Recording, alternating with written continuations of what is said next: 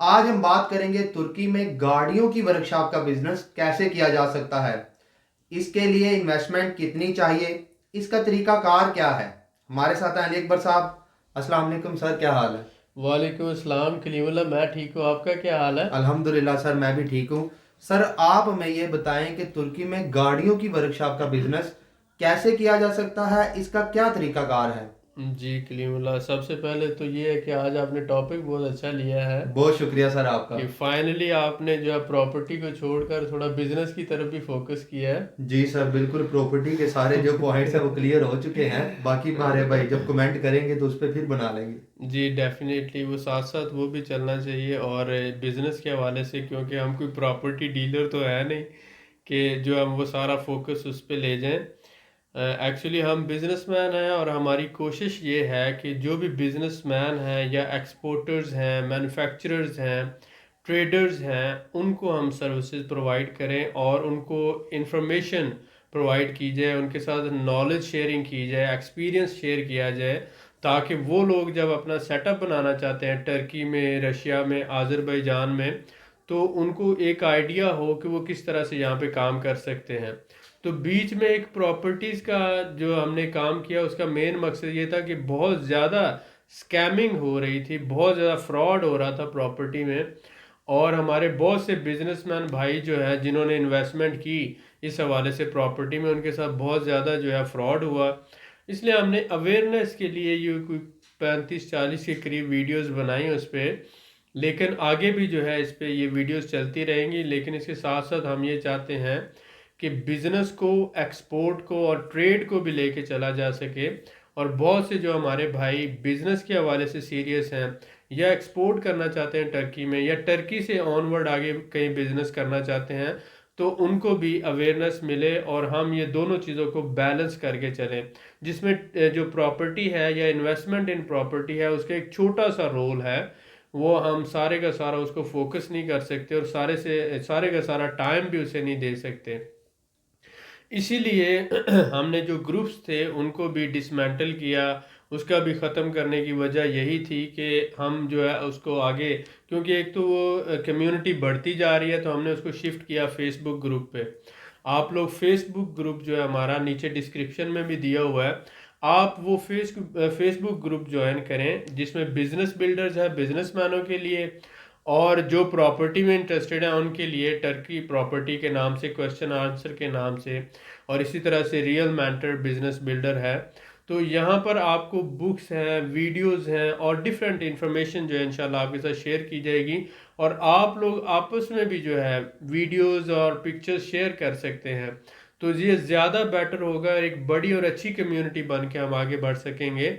और इंशाल्लाह मुझे उम्मीद है कि एक दूसरे की इज्जत करते हुए और एक दूसरे को इस तरह से हम टीम वर्क में एक दूसरे का साथ देते हुए आगे बढ़ सकते हैं, जिसमें इंशाल्लाह हम सब की जीत हो सकती है। इंशाल्लाह सर। तो मेन मकसद ये है कि प्रॉपर्टी भी फोकस रहेगा, लेकिन उसके साथ साथ हम एक्सपोर्ट को, बिजनेस को, ट्रेड को, और कोई होलसेल और रिटेल एक्टिविटी में आना चाहता है, ऑनलाइन बिजनेस करना चाहता है, तो इस हवाले से भी जो हमारे पास नॉलेज है आप लोगों के साथ शेयर किया जा सके।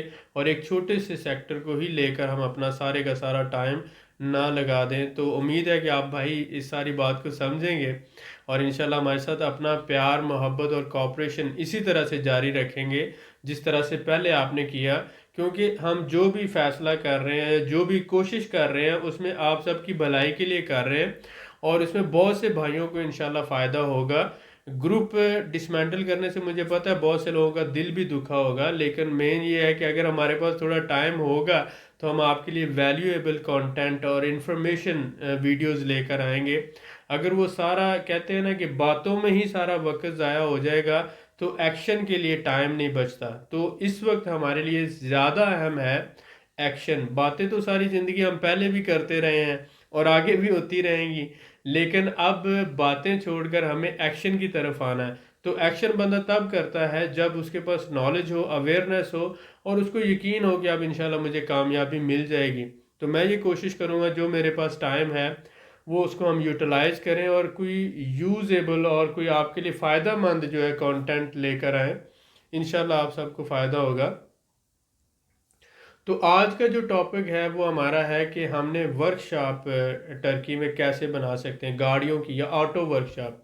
हमारे बहुत से भाई जो है सऊदी अरब में, दुबई में, शारजा में और मुख्तलिफ ममालिक में, ओमान है, बहरीन है, कतर है, मुख्तलिफ जगहों पे काम कर रहे हैं, जिनमें बहुत ज़्यादा शारजा के अंदर काम कर रहे हैं और दूसरे ममालिक में भी हैं। उनकी अपनी गाड़ियों की वर्कशॉप्स हैं जिसमें वो जापान से और मुख्तलिफ ममालिक से यूज्ड गाड़ियाँ जो है, पुरानी गाड़ियाँ इंपोर्ट करते हैं और उसके साथ साथ स्पेयर पार्ट्स का भी बिज़नेस करते हैं, उसके साथ गाड़ियों की वर्कशॉप्स हैं उनकी। तो ऐसे हमारे भाई जो ऑलरेडी इस बिज़नेस में हैं, वो गाड़ियों की वर्कशॉप ही इसी तरह से टर्की में बना सकते हैं। आपको पता है टर्की की आबादी तकरीबन 7.5 करोड़ से 8.5 करोड़ के करीब है। 8.5 करोड़ के अराउंड आप ले लें, तकरीबन 85 मिलियन है। तो इसके साथ साथ 7.5 या 7 करोड़ के करीब सालाना टूरिस्ट भी आता है। तो इसी वजह से और साथ ही साथ टर्की जो है एक रीजनल ट्रेड का, बिजनेस और ट्रेड का हब है। तो बिजनेसमैन भी बहुत ज़्यादा आते हैं। तो ये ट्रांसपोर्ट का जो बिज़नेस है ये बहुत ही ज़्यादा, आप समझ लें कि टर्की के अंदर बहुत ज़्यादा अहम बिजनेस है, जिसमें लॉजिस्टिक्स है। टर्की बजाते खुद एक बड़ा मुल्क है और इसमें एक कोने से दूसरे कोने तक बड़े बड़े ट्रक, गाड़ियाँ और ये सारा सिस्टम। और इसके साथ साथ टर्की की अपनी जो है कार मैन्युफैक्चरिंग इंडस्ट्री काफ़ी बड़ी है और नई गाड़ियाँ बाहर से इंपोर्ट भी होती हैं।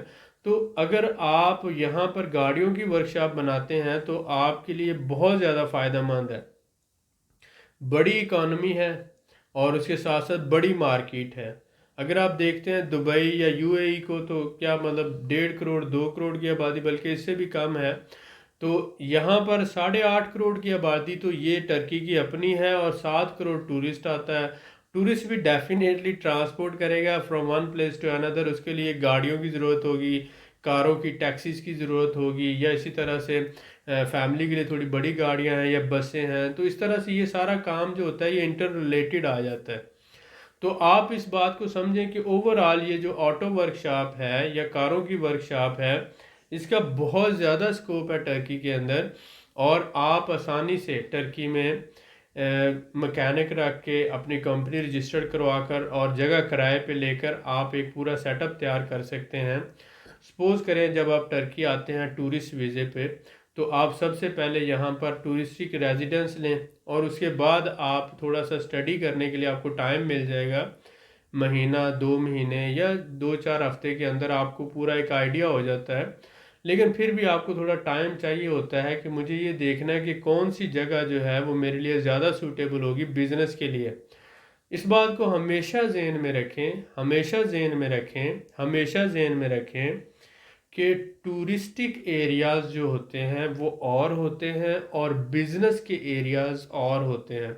और जब भी आप बिजनेस प्लान कर रहे होते हैं तो टूरिस्टिक एरिया को छोड़कर कमर्शियल एरियाज़ जो होते हैं, जिनकी कमर्शियल इम्पोर्टेंस होती है, ऐसे एरियाज जहाँ पर लोकल पॉपुलेशन जो है मोर देन 80% सर्विसेज लेती हो, वो होलसेल बाज़ार हूँ, वो रिटेल बाज़ार हूँ, वो प्रॉपर्टी रहने के लिए जगह हूँ, वो गाड़ियों की मार्केट हो, वो जो 80% लोकल पॉपुलेशन जहाँ से सर्विसेज या कमर्शियल एक्टिविटी करती है, जहाँ पर आपने अपना बिजनेस पॉइंट वहाँ पे बनाना होता है। तो हमारे, क्योंकि बहुत से भाई जब आते हैं, इसलिए मैंने इतना फोकस किया कि वो जब इस्तांबुल आते हैं तो वो हिस्टोरिकल प्लेसेस देखते हैं, मसलन तोपकापी है, ब्लू मॉस्क है या दूसरे एरियाज़ हैं, तो वो तो टूरिस्टिक एरियाज़ हैं। उनकी खूबसूरती देखकर वो कहते हैं कि इसी के सराउंडिंग में ही मेरा कोई अगर पॉइंट हो जाए तो बहुत अच्छा हो जाएगा। ये बिजनेस के पॉइंट ऑफ व्यू से बहुत ही बुरी बात है। ये सबसे पहला फेलियर का एक रीज़न हो जाता है कि आप टूरिस्टिक एरियाज़ में जहाँ 5 से 10 गुना महंगा आपको रेंटल कोई भी जगह भी मिलेगी और जो घर है वो भी महंगा मिलेगा और चीज़ें भी महंगी मिलेंगी, और वहाँ पर लोकल पॉपुलेशन किसी भी सूरत, यानी लोकल कस्टमर आपके पास नहीं आता। तो इसलिए कोई अपना बिजनेस जब भी आपने प्लान करना होता है तो आप कमर्शियल एरियाज़ को फोकस करें जहाँ पर लोकल पॉपुलेशन सर्विस लेती है। तो उसके लिए ज़रूरी होगा कि आप पहले टर्की में 2-4 हफ्ते इस्तांबुल के अंदर अगर आप प्लान करते हो तो पूरा इस्तांबुल को आप विज़िट करें। आप इस्तांबुल के मतलब 39 डिस्ट्रिक्ट्स हैं, 40 के करीब डिस्ट्रिक्ट्स हैं, और हर रोज़ आप 4-5 डिस्ट्रिक्ट को जो है विज़िट करें। तो इस तरह से 2-3 हफ्ते में आपका पूरे इस्तांबुल का विज़िट हो जाएगा। फिर आप ये देखें कि इस्तांबुल के अंदर कौन सा जो डिस्ट्रिक्ट है वो सबसे सस्ता है, और जहाँ पर कमर्शियली जो मेरे लिए जो है वो सूटेबल आपके बजट के हिसाब से है। अब मतलब ये है कि 5 से 10 डिस्ट्रिक्ट हैं जो वो बहुत सस्ते हैं, और 5 से 10 डिस्ट्रिक्ट ऐसे हैं जो बहुत महंगे हैं, और इसी तरह से बीच में 20 के करीब जो है वो एवरेज हैं। अब आपका बजट अगर कम है तो आप सस्ते डिस्ट्रिक्ट में जाते हैं, अगर बजट आपके पास अच्छा है तो आप महंगे वाले में चले जाते हैं, और अगर एवरेज है तो आप दरमियान वाले ले लेते हैं। तो ये आप अपने बजट के हिसाब से प्लानिंग करते हैं कि मुझे कौन से डिस्ट्रिक्ट में बैठना है और मुझे किस एरिया में जगह लेनी है। तो ये 40 के करीब जो डिस्ट्रिक्ट्स हैं इनको आप डिवाइड कर लें, 10 सस्ते में, 10 महंगे में, और 20 जो है दरमियाने में। और उस हिसाब से जब आप प्लानिंग करके अपने लिए जगह ढूंढेंगे कि जो कमर्शियली भी आपके लिए सूटेबल हो, फाइनेंशियल बजट के हिसाब से भी सूटेबल हो, ऐसी जगह जो होगी वो आपके बिजनेस के लिए कारआमद होगी। तो आप पहले अपनी कंपनी रजिस्टर्ड करवाएंगे, और फिर कंपनी रजिस्टर करवाने के बाद आप जगह जो है वो रेंट आउट करने के बाद आप फिर वहाँ पे काम शुरू करें। जो टूल्स हैं, जो इक्विपमेंट है वो आपको डालना पड़ेगा, और 1-2 मैकेनिक रखें आप, मतलब उसमें इलेक्ट्रिशियन है या गाड़ियों का जो मैकेनिक है वो आप हायर करते हैं, वो लोकल लोग ही आप हायर कर सकते हैं। अपना काम शुरू करें। जब 2-4-6 महीने आपको काम करते हुए हो जाते हैं तो आपको समझ आ जाती है कि अब मेरा काम कामयाबी से जारी है, तो उसके बाद आप जो है कंपनी को बिजनेस जो है वीज़ा के लिए तैयार करें। पहले तो आपने सस्ती एलएलसी जो है रजिस्टर करवानी है, वो $1000 में तकरीबन हो जाता है सारा सेटअप। लेकिन जब आप 1 लाख टर्किश लीरे वाली कंपनी में इसको कन्वर्ट करते हैं बाद में, तो उसके लिए चाहिए होता है 8-10 हज़ार डॉलर पूरा, के कुछ $4000 आपने बैंक में डिपॉजिट करवाना होता है। सेटअप के लिए जो आपने जगह है वो है, फिर वर्कर शो करना होते हैं, ये सारी चीज़ें। तो 8-10 हज़ार डॉलर आपका लग जाएगा। तो वो फिर उसका फ़ायदा ये होगा कि उसमें आप 3 डायरेक्टर ले सकते हैं कंपनी में, और उसके साथ साथ अपनी फैमिली को स्पॉन्सर करके अपनी बीवी का भी वीज़ा निकाल सकते हैं, और 18 साल से कम उम्र बच्चों का। और अगर आपके बच्चे 18 साल से बड़ी उम्र के हैं तो आप उनको अपने बिजनेस में पार्टनर शो करके, एज ए डायरेक्टर शो करके, उसी में आप उसका 3 जो है, मसलन एक आप हो गए, 2 आपके बच्चे जो 18 साल से बड़े हैं उनको डायरेक्टर शो करके उनका भी डायरेक्टर का वीज़ा आप साथ निकाल सकते हैं। तो ये बहुत से लोगों का सवाल ये होता है कि अगर हमारे बच्चे 18 साल से बड़े हैं तो या तो आप फिर उनको बिजनेस में पार्टनर बनाएं एज ए डायरेक्टर, या उनके नाम की प्रॉपर्टी ले लें। ये 2 ही सोल्यूशन है। या फिर वो स्टूडेंट वीज़ा आ जाता है, वो अलहदा चैप्टर है, लेकिन आपने रेजिडेंस लेनी है तो इन 2 मेथड से मुमकिन होता है। तो आप फिर उस जो वीज़ा है उस पर आप लेकर अपनी फैमिली को स्पॉन्सर करके मंगवा सकते हैं, और इस तरह से आप अपने काम को कामयाबी से आगे लेके चल सकते हैं। ये एक जो नॉर्मल इसको कह लें कि इसका एक पॉसिबल सल्यूशन ये है। जी सर, माशाल्लाह, बहुत शुक्रिया सर आपका, आपने बड़ी डिटेल से बताया। सर मैं आपसे ये जानना चाहूँगा कि जैसा कि आप जानते हैं वर्कशॉप के लिए थोड़ी सी जगह बड़ी चाहिए होती है, खुली जगह चाहिए होती है, तो जी कम से कम वो कितने में किराए पे मिल जाएगी? देखें, जैसे हमने बात की कि 3 टाइप के एरियाज़ हैं। जी सर। एक तो है सस्ते एरियाज़, और एक है दरमियाने, और एक है बहुत महंगे। जी सर।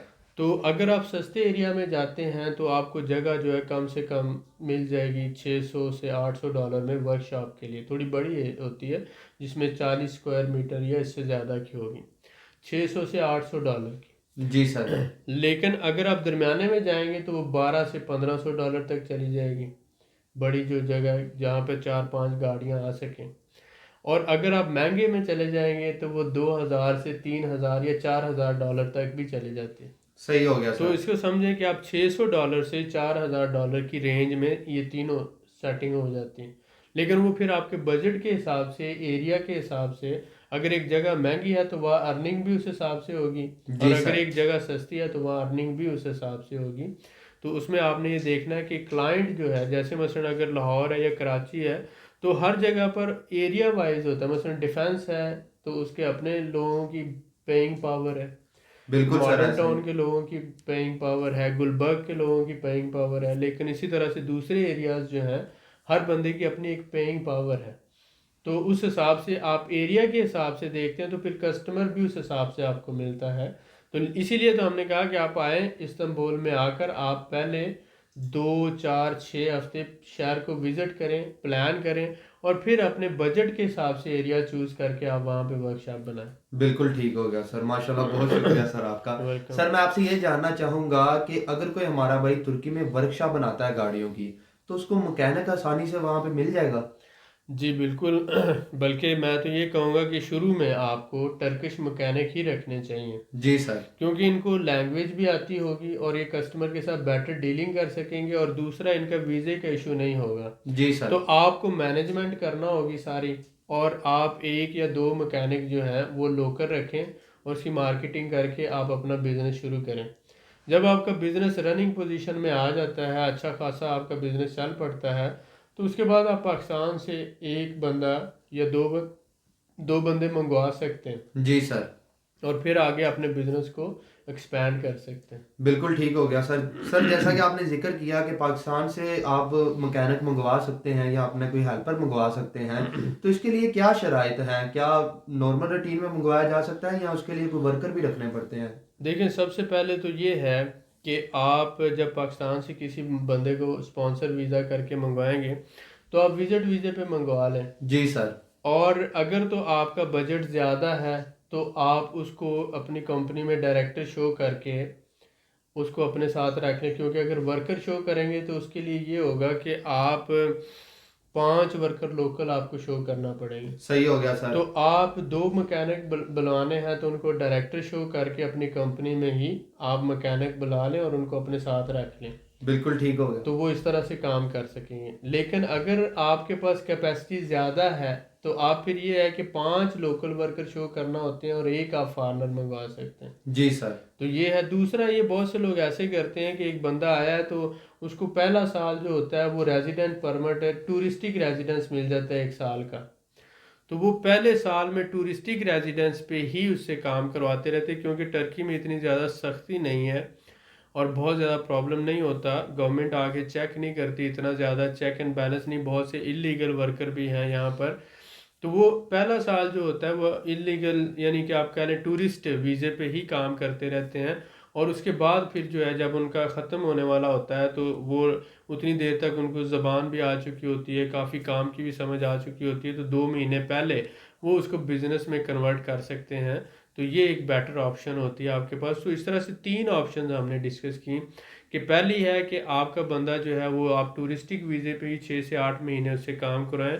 दूसरी ऑप्शन ये है कि आप उसको अपनी कंपनी में डायरेक्टर बना लें, और इस तरह से आप उसको उसके वो आपके साथ काम करता रहे, क्योंकि अगर वर्कर शो करेंगे तो ऐसी सूरत में ये होगा कि आपको फिर 5 लोकल वर्कर शो करना पड़ेंगे।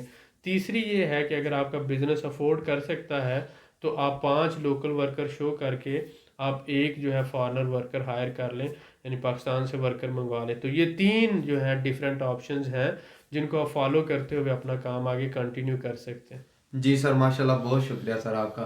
सर मैं आपसे ये जानना चाहूँगा, क्या तुर्की में गाड़ियों की वर्कशॉप का बिजनेस मुनाफा बख्श है?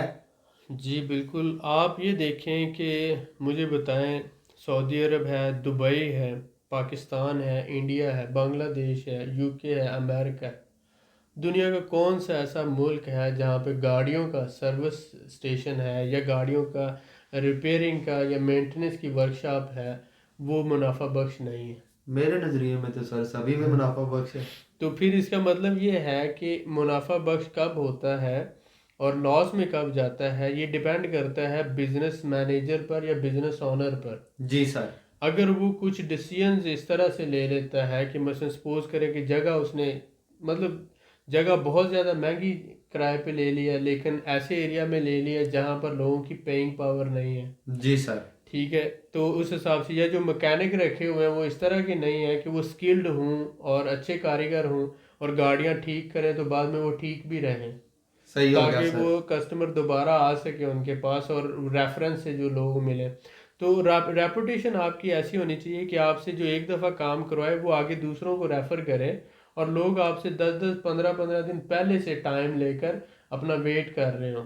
जी सर, तो बिल्कुल जब ठीक। आप क्वालिटी देते हैं अपने काम में, एक अच्छी सर्विस देते हैं आप, और बेहतरीन जो है जिसे हम रेट कह लें, तो रेट आपका मुनासिब है, सर्विस बहुत अच्छी है, तो डेफिनेटली लोग आपको प्रेफर करेंगे। बिल्कुल सर, अब ऐसा ही। जहाँ पर आपने सपोज कर लें कि 50% मुनाफा कमाना है, तो आप उसको थोड़ा कम करके 30% कर दें, उसमें आप सर्विस का लेवल जो है ना एक बेहतर कर लें, तो आप लोग दूर दूर से आपके पास आएंगे और आपका मार्केट इमेज डेवलप होगा।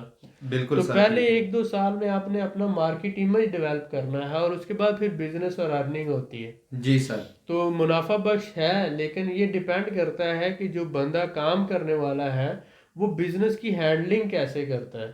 सही हो गया सर। बिल्कुल ठीक है सर, बहुत शुक्रिया। सर मैं आपसे ये जानना चाहूँगा कि दरमियाने दर्जे की वर्कशॉप बनाने के लिए तुर्की में कम से कम कितनी इन्वेस्टमेंट चाहिए? जी, अगर हम एक रफ एस्टिमेट दें, तो जी जैसे सर। हमने कहा कि आप कंपनी बनाते हैं तो $1000-1200 कंपनी का लगा लें। जगह आपने किराए पे ली है, उसका 3 से 6 महीनों का किराया आपको एडवांस देना पड़ता है। अगर 600 की भी है तो तकरीबन $2 से 3 हज़ार आपने एडवांस दे दिया उसका, जी सर। और फिर कमीशन और बाकी सारी चीज़ें करके तो मिनिमम भी, अगर फिर आपने टूल्स और रेनोवेशन करना है उसकी, तो कम से कम आपको एक वर्कशॉप स्टार्ट करने के लिए, छोटे से छोटी की बात कर रहा हूँ, $10,000 चाहिए। जी सर, बिल्कुल अब ठीक दस हो। हजार डॉलर अगर आपके पास है तो आपने इस काम को शुरू किया, लेकिन कोई $5 से 10 हज़ार आपका बैकअप पे भी होना चाहिए। तो इसका मतलब है कम से कम $20,000 अगर आपके पास है तो आपको ये वर्कशॉप का काम करना चाहिए। जी सर, बिल्कुल अगर ठीक। इतना नहीं है, मतलब आपके पास 3 से 6 महीनों का बजट नहीं है एक बिजनेस को शुरू करके उसको रन करने का, जी सर। तो इसका मतलब ये होता है कि सपोज करें पहले महीने में आपने जो टोटल कॉस्ट है उसका सिर्फ 10% कमाया, दूसरे महीने 30% कमाया, तीसरे महीने आपने 50 कमाया, फिर आप 60 पे जाते हैं, फिर 80 और फिर 100 पे जाते हैं। ये एक बहुत स्लो की बात कर रहा हूँ, जी सर। लेकिन आप हो सकता है कि पहले महीने में अपने सारे अखराजात मैनेज कर रहे हो और दूसरे महीने में आप मुनाफे में जा रहे हो। ये बंदे की मेहनत और किस्मत पे डिपेंड करता है, क्योंकि बाज़ दफ़ा इंसान की किस्मत बहुत अच्छी होती है, उसको कुछ कॉन्टेक्ट्स ऐसे मिल जाते हैं या बाय लक वो उसको कामयाबी मिल जाती है, लेकिन आपने फिर भी 3 से 6 महीने का बजट रख के अपना काम शुरू करना है। सही तो हो गया बहुत सर। से लोग बिजनेस में ऐसे नाकाम हो जाते हैं कि उनका जो बजट होता है, मसलन उनके पास $10,000 है, तो वो बिजनेस शुरू करने में वो तो यूज हो गया। अब बिजनेस को रनिंग में रखने के लिए भी तो बजट की जरूरत है ना। जी सर, बिल्कुल है। तो और बिजनेस का बैकअप भी होना चाहिए, तो उनके पास ना ही उसको मेंटेन रखने के लिए पैसा होता है और ना ही उसका बैकअप बजट होता है।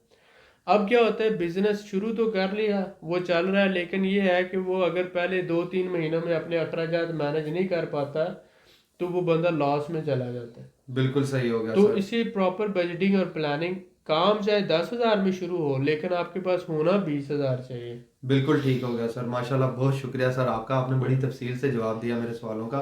सर मैं आपसे ये जानना चाहूँगा, क्या वर्कशॉप के साथ साथ नई और पुरानी गाड़ियों की सेल परचेज का काम भी किया जा सकता है? जी बिल्कुल, ये एक बहुत अच्छा सवाल है। बहुत आप शुक्रिया सर। देखें कि जहाँ पर भी वर्कशॉप है, मैंने पाकिस्तान में भी देखा, आज़रबाईजान में भी देखा, टर्की में भी, तो वर्कशॉप का ये फ़ायदा होता है कि ये ज़्यादातर लोग जो हैं वर्कशॉप वाले, ये पुरानी गाड़ी लेते हैं जिसकी मेंटेनेंस, इंजन का काम होना है या पेंटिंग, डेंटिंग पेंटिंग का काम होना है, या कहीं गाड़ी ठुक गई है, एक्सीडेंट हो गया है, कोई प्रॉब्लम हो गया है, तो वो ले लेते हैं जी सर। और लेकर उसको रिपेयर करते हैं, उसको मेंटेन करते हैं, डेंटिंग पेंटिंग और बाकी सारा सीटिंग वगैरह और ये वो सारा करके। तो सपोज करें उन्होंने 4 लाख की ली, जी सर। तो उसकी मेंटेनेंस करके वो उस 8 लाख या 10 लाख की आसानी से निकाल देते हैं। बिल्कुल ठीक तो है इस सर। तरह से ज़्यादातर वर्कशॉप जो होती हैं वो इस तरह से भी पैसा कमा रही होती हैं कि वो उनके पास सारा सिस्टम होता है, उनको पता होता है, तो वो गाड़ी को लेते हैं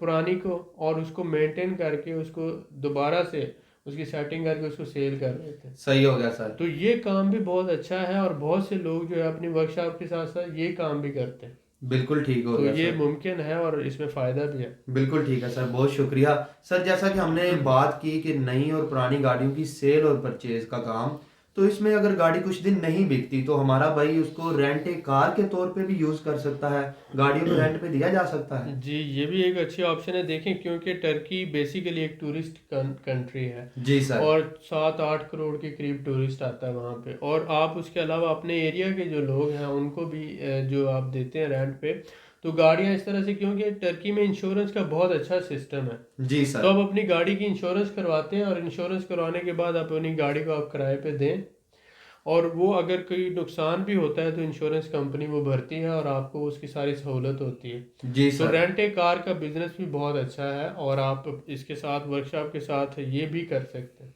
जी सर, बिल्कुल ठीक हो गया, बहुत शुक्रिया। सर मैं आपसे ये जानना चाहूँगा कि जैसा कि आपने शुरू में बताया कि फैमिली को भी माइग्रेट किया जा सकता है वहाँ पे, जी जी। तो अगर कोई हमारा भाई फैमिली को वहाँ पे लेके जाना चाहता है तुर्की में, तो वो वर्कशॉप के ऊपर बिजनेस रेजिडेंस कार्ड ले के प्रॉपर्टी रेजिडेंस कार्ड लेके बिजनेस करे, आप क्या मशवरा देते हैं? देखें, जिसने वर्कशॉप बनानी है उसके लिए अब तो ये है कि अगर उसने प्रॉपर्टी लेगा तो उसके पास इतनी इन्वेस्टमेंट नहीं होगी। जी सर। तो बहुत से लोग जो हैं सपोज करते हैं कि उनके पास $30,000 है, तो पहले तो उसको बिजनेस को फोकस करना चाहिए जी सर। और वर्कशॉप बनाता है, और जब वर्कशॉप चल पड़ती है तो उसके बाद पहले तो मैं सबसे पहला तो मशवरा यही दूंगा कि जिन लोगों ने ऑलरेडी वर्कशॉप बना के चलाई है, जी सर। 10 साल का, 5 साल का, 8 साल का तजुर्बा है, वही लोग वर्कशॉप बनाए। ये तो बिल्कुल ये ठीक है नहीं कि सर। मैं पहले जो है कोई और बिजनेस करता था और अब मैं वर्कशॉप बना लूं, ऐसा नहीं होता, और ना ही ऐसा करना चाहिए। जी सर। अगर आप लोगों का पहले वर्कशॉप में एक्सपीरियंस है और आपने कहीं किसी भी मुल्क में वर्कशॉप चलाई है और आपको पता है कि वर्कशॉप की हैंडलिंग कैसे होती है, उसकी मार्केटिंग कैसे होती है, कस्टमर हैंडलिंग क्या है, और ये पूरा तरीकाकार क्या है, तो ही आप ये बिज़नेस करें। उसके बाद ये है कि जब आपका बिजनेस रनिंग में आ जाता है तो आप अपनी बिजनेस रेजिडेंस में कन्वर्ट करें अपनी टूरिस्टिक रेजिडेंस को, और उसके बाद अपनी फैमिली को स्पॉन्सर करके आप अपने साथ बुला सकते हैं। तो ये एक बहुत ही आसान और सिंपल सा तरीका होता है, और अगर इस दौरान आप 20, 30, 40 हज़ार डॉलर कमा लेते हैं तो कम से कम $30,000 का एक घर लेकर अपनी फैमिली की और अपनी बिजनेस रेजिडेंस को टूरिस्ट जो प्रॉपर्टी रेजिडेंस में कन्वर्ट कर लें बाद में, ताकि आपका जो बिजनेस के ऊपर डिपेंडेंस है वो कम से कम हो और आपका प्रॉपर्टी रेजिडेंस पे चला जाएगा। तो इस तरह से आपको जो टैक्सेस हैं और बाकी बहुत सी चीज़ें हैं उनको मेंटेन रखने के लिए इतनी ज़्यादा एफर्ट नहीं करना पड़ेगी। मसलन हर साल 5 वर्कर नहीं शो करना पड़ेंगे, टैक्स के मामला को बहुत ज़्यादा आपको शो नहीं करना पड़ेगा, यानी बिजनेस को इतना ज़्यादा बड़ा शो नहीं करना पड़ेगा कि वो आपको स्पॉन्सर कर सके। तो फिर आपके ऊपर जो बर्डन होगा या एक्सपेंसेस होंगे वो रिड्यूस हो जाएंगे। तो एक शुरू तो आप बिजनेस रेजिडेंस से करें, लेकिन आहिस्ता आहिस्ता उसको साल 6 महीनों में आप प्रॉपर्टी रेजिडेंस में कन्वर्ट करके अपनी रेजिडेंस को, बिजनेस को जो है नॉर्मलाइज, आप 25,000 टर्किश लीरे वाली जो कंपनी है उससे भी आप कर सकते हैं, या 1 लाख भी रहेगा, लेकिन उसके बाद आपको 5 वर्कर शो नहीं करवाना पड़ेंगे, और टैक्स के जो मामलात हैं उनको भी आप बेहतर मैनेज कर सकते हैं। तो इस तरह से ये सारी चीज़ें मुमकिन है स्लोली, और इंशाल्लाह ताला कामयाबी की तरफ प्रॉपर प्लानिंग के साथ और स्ट्रेटजी के साथ अगर आप स्टेप बाय स्टेप चलते हैं तो ज़रूर कामयाबी मिलती है। जी सर, माशाल्लाह, बहुत शुक्रिया सर आपका, आपने मेरे हर सवाल का बड़ी तफसील से जवाब दिया, यू तो मैं वेलकम। आपका बड़ा शुक्रगुजार हूँ सर। आप लोगों से मैं यही कहूँगा कि अगर आप लोग तुर्की में कोई वर्कशॉप बनाना चाहते हैं तो इसके बारे में मैंने मज़ीद जो भी इंफॉर्मेशन थी सारी दे दी है। अगर फिर भी आपका कोई सवाल है तो कमेंट करें, इंशाल्लाह मैं आपको ज़रूर रिप्लाई करूँगा। मज़ीद मालूमात के लिए हमारे चैनल को सब्सक्राइब करें, वीडियो को लाइक करें और शेयर करें, बेल आइकन को ज़रूर प्रेस करें ताकि अगली वीडियो आपको मिल सके। अल्लाह हाफिज़।